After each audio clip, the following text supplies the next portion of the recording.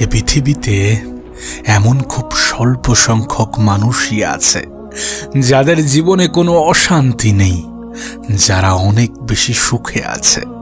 এমন খুব স্বল্প সংখ্যক মানুষই আছে যারা সুখের সন্ধানী নয়।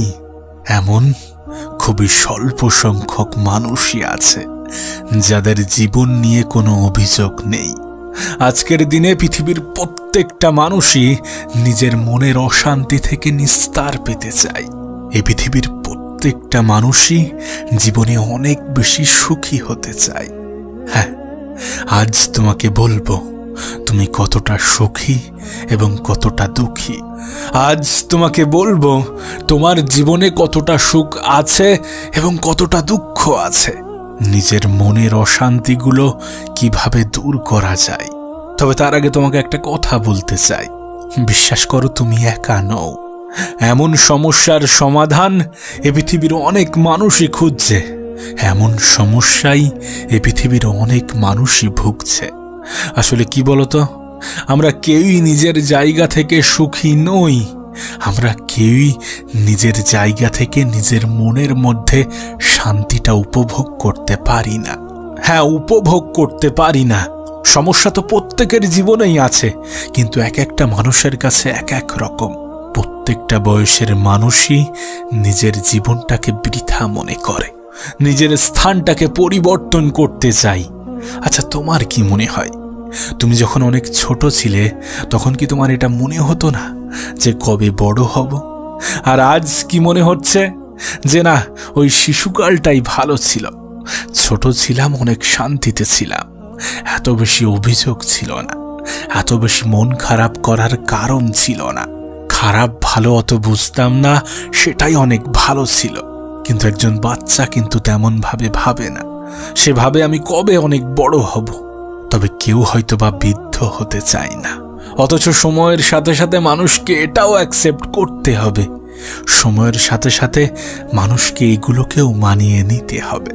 দেখবে তাদের জীবনটাই সব থেকে বেশি সরল, যারা পরিস্থিতির সাথে মানিয়ে চলার ক্ষমতা রাখে। সব থেকে অবাক করা বিষয় কি জানো, মধ্যবিত্তদের জীবনেই সমস্যা একটু বেশি থাকে।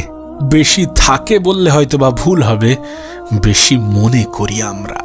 মনে করি কেন বলছি জানো? কারণ আমরা ভুলে যাই যে আমরা কোথায় ছিলাম আর কোথায় আছি। আমরা ভুলে যাই আমরা কি নিয়ে এসেছিলাম আর কি নিয়ে যাব।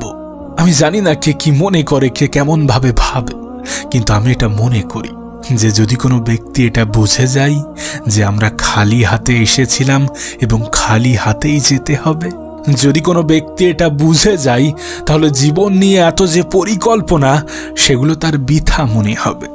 ভবিষ্যৎ নিয়ে এত যে চিন্তা সেটা তার বৃথা বলে মনে হবে। কারণ এগুলো করে যেতে পারবো ঠিকই, হয়তোবা কিছু সময় বহন করব, কিছু সময় ভোগও করব, কিন্তু একটা সময় পরে এগুলো ছেড়ে চলেও যেতে হবে। যেমন খালি হাতে এসেছিলাম তেমন খালি হাতেই ফিরতে হবে। যে ব্যক্তি যত দ্রুত এটা বুঝে যায় তার জীবনটা ততটাই সহজ হয়ে যায়। তার জীবনের সমস্যাগুলো তার কাছে ক্ষুদ্র মনে হয়। আসলে আমাদের চিন্তা ভাবনাগুলো একটু অন্যরকম। না, এমন চিন্তা ভাবনা ছিল না। আমরা আমাদের পারিপার্শ্বিক পরিবেশ, আমাদের আশেপাশের মানুষগুলো আমাদের চিন্তা ভাবনাগুলোকে এমন করে দিয়েছে।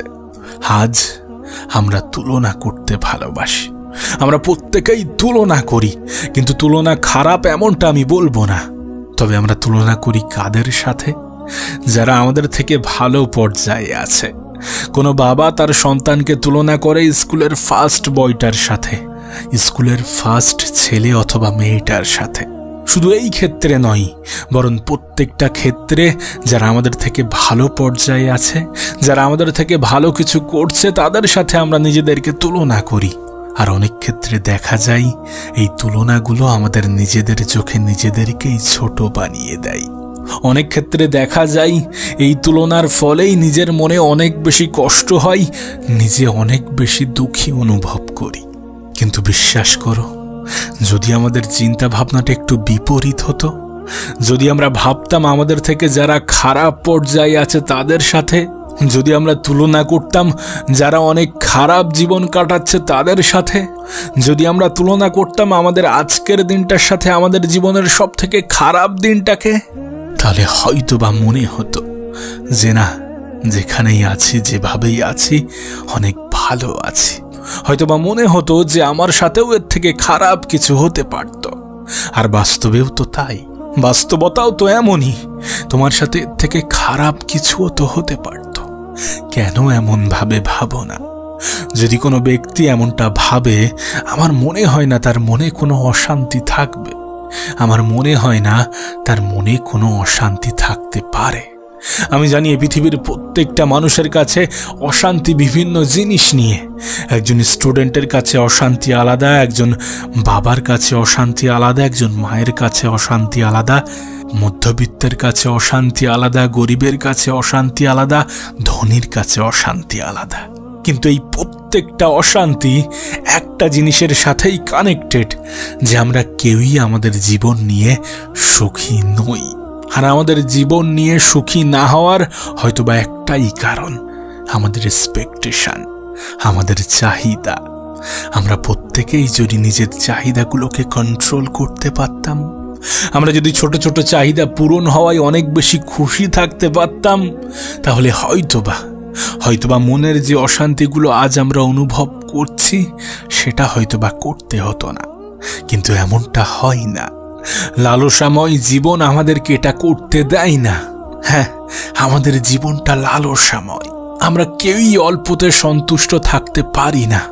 আমরা জানি আমরা প্রত্যেকবার একটা করে টার্গেট সেট করি এবং সেটা পেয়ে যাওয়ার পরে নিজের টার্গেটটাকে বৃদ্ধি করি। না, এটা খারাপ কিছু নয়। কিছু কিছু ক্ষেত্রে এগুলো একজন মানুষকে বেঁচে থাকার অনুপ্রেরণা যোগায়। এগুলো একজন মানুষের বেঁচে থাকার অনুপ্রেরণা যোগায়। জীবনে বড় কিছু করতে, ভালো কিছু করতে অনেক বেশি সাহস যোগায়। ছোট সফলতাকে বৃহৎ সফলতায় রূপান্তরিত করতে অনেক বেশি সাহস যোগায়। কিন্তু বিশ্বাস করো, আমাদেরকে এটাও অ্যাকসেপ্ট করা প্রয়োজন যে আজ যতটা ভালো আছি, হয়তোবা কাল এর থেকে অনেক খারাপ পর্যায়ে থাকতে পারি। এগুলো কেন বলছি জানো? কারণ আমরা যে আমাদের জীবনটাকে সাজাই না নিজেদের মতো করে, বাস্তবে জীবনটা কিন্তু এমন নয়। মানব জীবন আনস্ক্রিপ্টেড। কোনো কিছুই আমাদের পরিকল্পনা অনুযায়ী হয় না, কোনো কিছুই আমাদের চাহিদা অনুযায়ী হয় না। সমস্ত কিছু চাইলেও আমাদের মনের মতো হবে না। আমরা হয়তোবা সমস্ত কিছুকে নিজের মনের মতো করতে চাই, কিন্তু এমনটা বলতে গেলে অসম্ভব। কিছু অপূর্ণতা তো থাকবে, কিছু প্রয়োজনীয়তা কখনোই পূরণ হবে না, কিছু মানুষের মনে কখনোই জায়গা করতে পারবে না, কিছু জিনিস তোমার আয়ত্তের মধ্যে থাকে না। হ্যাঁ, কিছু জিনিস আমাদের আয়ত্তের মধ্যে থাকে না, যেমন আমাদের অতীত, আমাদের ভবিষ্যৎ। আমাদের আয়ত্তে যেটা থাকে সেটা হচ্ছে আমাদের বর্তমান। তাই বর্তমানকে নিয়ে বেঁচে থাকা প্রয়োজন, না অতীতকে নিয়ে, না ভবিষ্যৎকে নিয়ে। কারণ আজই সেই দিন যে দিনটা একটা সময় ভবিষ্যৎ ছিল, আজই সেই দিন যে দিনটা একটা সময় পরে অতীত হয়ে যাবে। তাই আজকের দিনটাকে নিয়ে বেঁচে থাকো। আর এমন কোনো বৃথা চেষ্টা চালিও না, এমন কোনো বৃথা চেষ্টা করো না সকলের মনে জায়গা করার, সকলের কাছে প্রিয় হওয়ার। এটা একটা বৃথা প্রচেষ্টা। কারণ একজন মানুষ যখন সকলের কাছে ভালো হতে যাবে, যখন সকলের মনে জায়গা করতে যাবে, তখন নিজের মনেই শান্তি খুঁজে পাবে না, তখন নিজেকে ভুলে যাবে, নিজের ভিতরের যে সুখ সেটাকে উপভোগ করতে পারবে না। আর নিজেকে ভুলে যাওয়া অনেক বড় অন্যায়। নিজের সুখের কারণ নিজে না হতে পারা এ পৃথিবীর সব থেকে বড় অন্যায়। কারণ কেউ কারো দায়িত্ব নেবে না। তোমার দায়িত্বটা অন্যরা নেবে এমনটা কিন্তু ভেবো না। নিজের দায়িত্বটা নিজেকেই নিতে হবে। নিজের জীবনের অশান্তিগুলো দূর করতে হয়তোবা একটু স্বার্থপর হতে হবে। আর নিজের জন্য স্বার্থপর হওয়া কোনো অন্যায় নয়। প্রত্যেকটা মানুষই নিজের স্বার্থ বোঝে। এই পৃথিবীর প্রত্যেকটা মানুষই স্বার্থের পিছনে ছুটে বেড়াই, স্বার্থের পিছনে ঘুরে বেড়াই। তাই নিজের প্রতি যত্নবান হও, নিজের প্রতি দায়িত্ববান হও।